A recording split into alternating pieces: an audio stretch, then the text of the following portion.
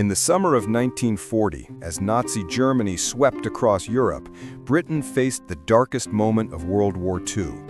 It was then that Prime Minister Winston Churchill authorized the creation of a covert organization unlike anything the nation had established before, the Special Operations Executive. Known secretly as Churchill's Secret Army, the SOE was tasked with conducting sabotage, recruiting resistance networks, and disrupting German operations behind enemy lines. This new world of WWII espionage demanded ordinary men and women to step into extraordinary roles, risking everything in the name of freedom. They trained in remote British estates, learning silent killing, explosives handling, coded radio communication, and how to disappear in plain sight. These British spies would soon be deployed into occupied Europe, where failure meant torture or execution. But success could ignite hope for millions living under German control. The Special Operations Executives training schools were designed to push recruits to their psychological and physical limits.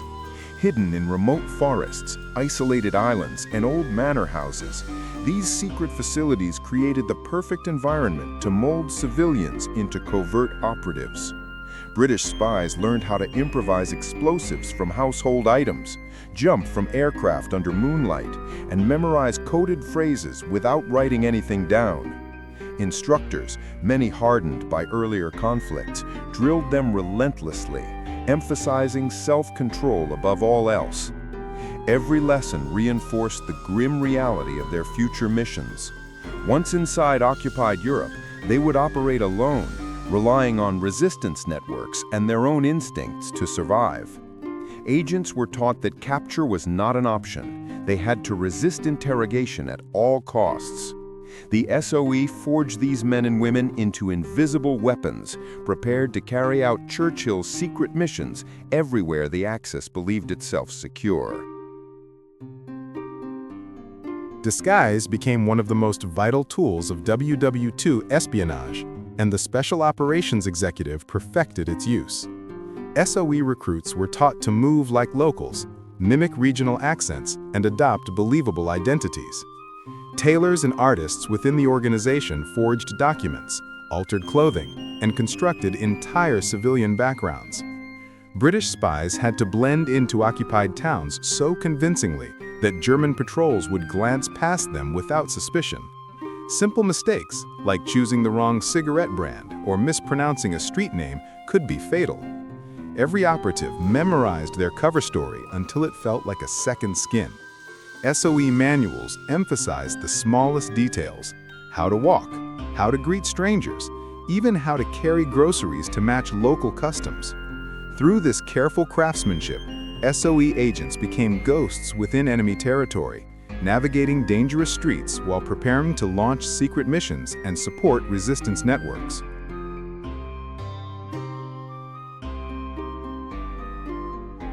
Women played a transformative role within the Special Operations Executive, often outperforming their male counterparts in undercover work.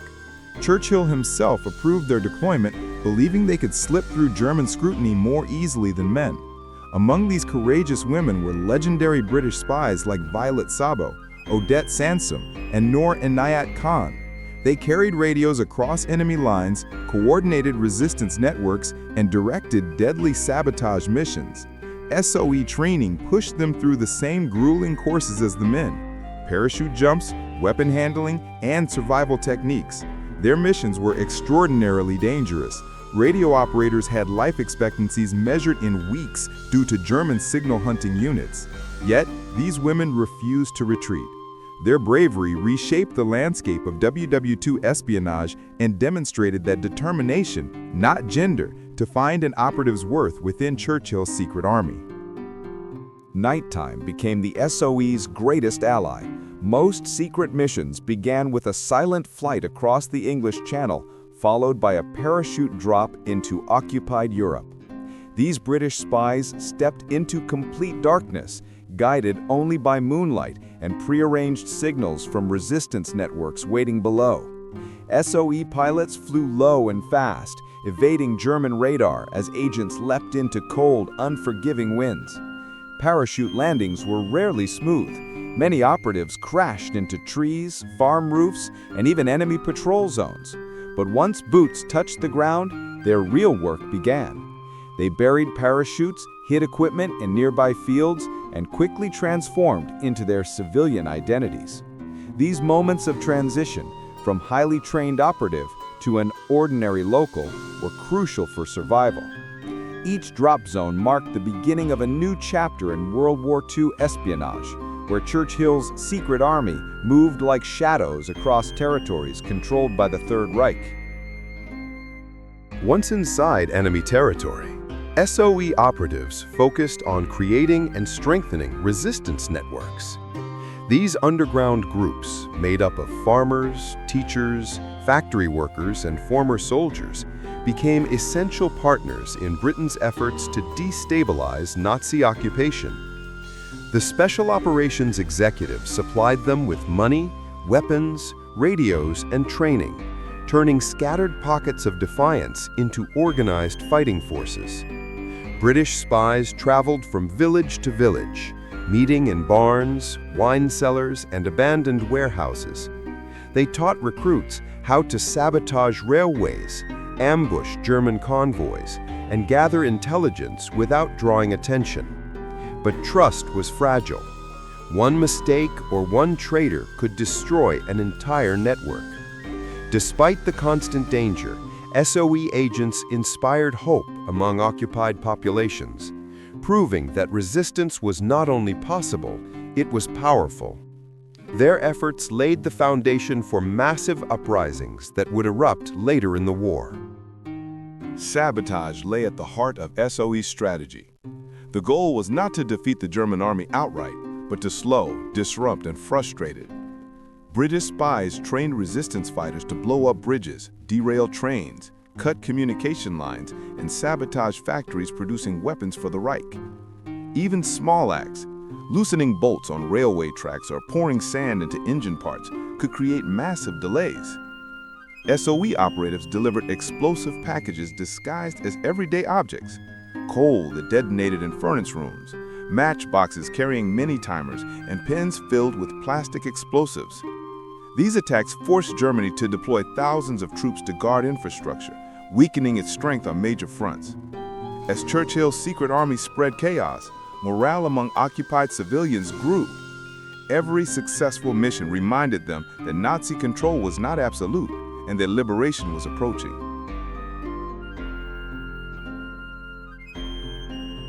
Among the most dangerous roles within the Special Operations Executive were radio operators. These agents carried bulky transmitters hidden in suitcases, bicycles, or false-bottom trunks. Their mission was to maintain communication between resistance networks and London, but each transmission risked exposure. German signal hunting units, known as the Funkabwehr, drove through towns with detection vans capable of pinpointing radio locations within minutes. British spies learned to send messages quickly, then relocate immediately. Radio operators rarely slept in the same house twice. Their life expectancy was drastically short, yet they continued their work with unwavering courage. Their messages directed supply drops, coordinated troop movements, and alerted London to upcoming German offensives. Without these silent communicators, the SOE's secret missions would have collapsed entirely. Vital supplies kept resistance networks alive, and SOE supply drops became lifelines deep behind enemy lines. RAF aircraft flew under the cover of darkness, releasing containers filled with weapons, medical kits, radios, money, and explosives. Resistance groups marked drop zones with coded flashlight signals or special arrangements of hay. British spies supervised the retrieval and hiding of these containers, often burying them before dawn. Every item mattered. A single Sten submachine gun could arm a small resistance cell. A suitcase of explosives could sabotage multiple German facilities. But supply flights were risky. German anti-aircraft batteries fired blindly into the night, and searchlights scanned the skies. Many planes never returned. Each successful delivery, however, strengthened Churchill's secret army and fueled a growing wave of defiance across occupied Europe.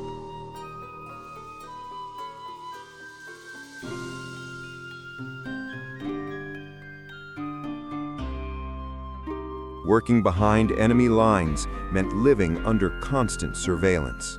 The Gestapo, Germany's feared secret police, patrolled streets, inspected homes, and interrogated anyone who seemed suspicious. SOE operatives memorized escape routes, changed meeting locations often, and used coded phrases to identify allies. Even the smallest inconsistency, an accent, a mismatched document, a nervous glance, could attract fatal attention. Many British spies carried suicide pills, choosing death over the torture that awaited them in Gestapo prisons. Despite the danger, they persisted, weaving through cities like invisible threads. Their presence inspired resistance fighters and undermined German confidence. Every day they survived behind enemy lines was a victory for Churchill's secret army and the future of Europe. France became the SOE's greatest battleground. British spies worked closely with the French resistance, groups like the Maquis, training them in guerrilla warfare and arming them for sabotage.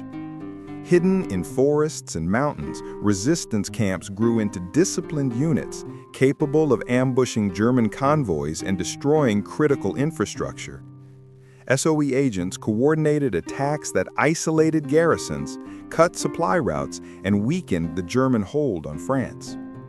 By 1944, these networks played a decisive role during the liberation of France, crippling German reinforcements moving toward Normandy. The bond between British operatives and French fighters became one of the most powerful partnerships of World War II espionage.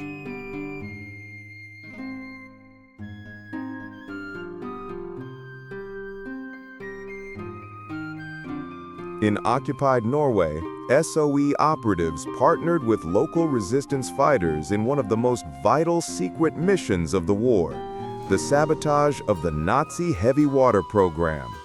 Germany sought to develop nuclear weapons, and heavy water from the Vemork plant was essential to their research. British spies and Norwegian saboteurs endured freezing mountains, blizzards, and long treks across remote plateaus to reach the facility. Their attack crippled production and forced the Germans to abandon their nuclear ambitions in Norway.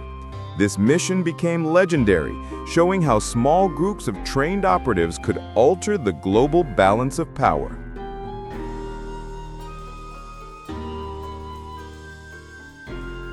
The Netherlands endured harsh occupation, but SOE operations helped ignite a fierce underground movement.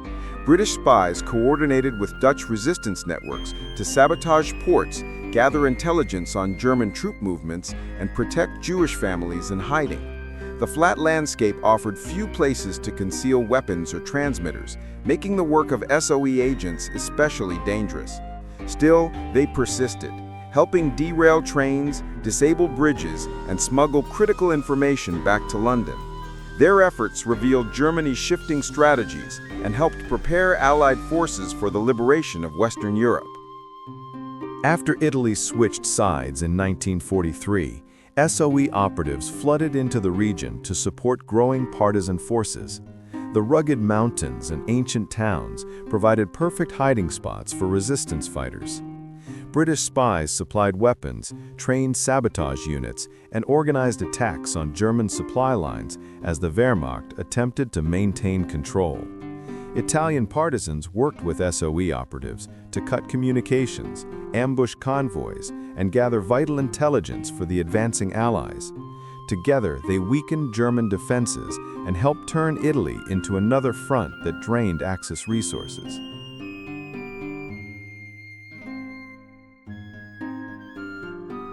For all their courage, SOE agents faced a terrifying reality: betrayal. Some resistance members were captured and forced to reveal information. Others were secretly working with the Germans. Many SOE operatives were arrested, tortured or executed.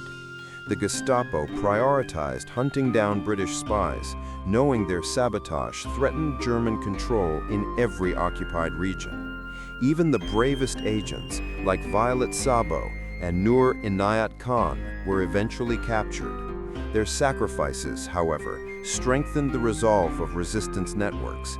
Every fallen agent became a symbol of defiance and inspired others to continue the fight against Nazi tyranny. In the months leading to the D-Day invasion, the SOE intensified its operations across Europe. British spies coordinated massive sabotage campaigns, blowing up railways, bridges, and communication hubs to isolate German forces in France. Resistance networks sent a flood of intelligence to London, revealing troop movements and coastal defenses.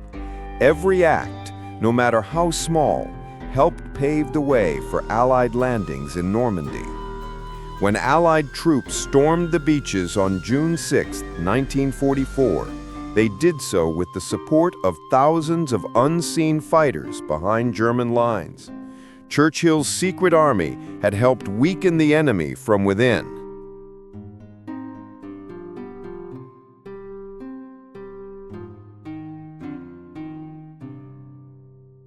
As Allied armies swept through Europe, SOE agents shifted from sabotage to coordination tasks. They helped liberate towns, guided Allied soldiers through local terrain, and ensured resistance networks avoided friendly fire incidents. British spies also located enemy strongholds and secured key infrastructure before German forces could destroy it. Despite the approaching victory, these final missions were still deadly. Retreating German units set traps, ambushes, and booby-trapped buildings. Yet the SOE pushed forward, determined to ensure liberation would come swiftly and decisively. With the end of the war, the Special Operations Executive dissolved quietly. Its missions remained classified for decades. Many British spies returned home without recognition, unable to speak about the dangerous work they performed behind enemy lines. But their impact was profound. Declassified documents later revealed how SOE sabotage crippled German supply chains, empowered resistance networks, and shaped key Allied victories. Their story became a testament to courage performed in silence. Even today, historians uncover new details about the sacrifices these operatives made. The SOE left a legacy that extended far beyond WWII espionage. Its tactics formed the foundation for modern special forces and intelligence agencies.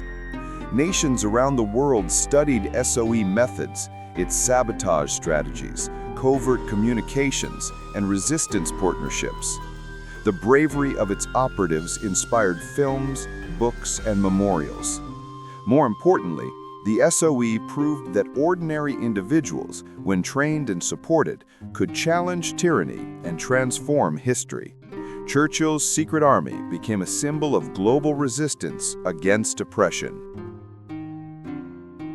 The story of the Special Operations Executive stands as one of the most extraordinary chapters of World War II. Its agents, men and women from every walk of life, risked everything without expectation of fame or reward. They fought behind enemy lines, nurtured resistance networks, and carried out secret missions that changed the course of the war. Many never returned. Their sacrifice reminds us that victory in WWII was not achieved solely by armies on the battlefield, but by invisible warriors operating in the shadows. Today, their names echo through history as silent heroes who helped liberate a continent and defend human freedom during its darkest hour.